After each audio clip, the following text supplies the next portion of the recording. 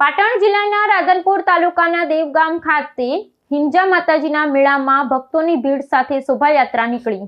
પાટણ જિલ્લાના રાધનપુર તાલુકાના દેવગામ ખાતે આવેલા ઐતિહાસિક હિંજા માતાજીના મંદિર ખાતે વર્ષોથી 14 પૂનમ અને એકમ એમ 3 દિવસ લોકમેળો ભરાય છે, જ્યાં લોકમેળાના અંતિમ દિવસે ભક્તોની ભીડ સાથે શોભાયાત્રા નીકળી હતી। દેવગામમાં હિંજા માતાજીના મંદિરમાં સમગ્ર માહોલ ભક્તિમય બન્યો હતો। જય હિંજા માના નારાથી વાતાવરણ ગુંજી ઉઠ્યું હતું। મંદિર દેવગામ જે વર્ષોથી પરંપરાથી 3 દિવસનો અહીંયા મેળો ભરાય છે। ગામથી દેશ પરદેશથી બધા વૈષ્ણવ વાણિયા અને ઝારોળા બ્રાહ્મણો અહીંયા આવે છે।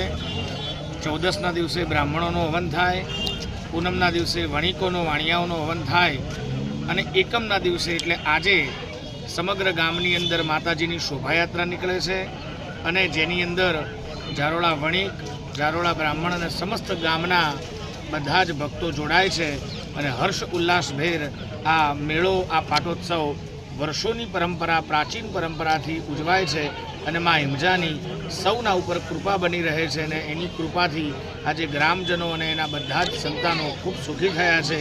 એવો આ પરંપરાગત મેળો અને શોભાયાત્રા આજે ઉજવાઈ રહી છે। શું નામ તમારું? કૌશલભાઈ શાસ્ત્રી।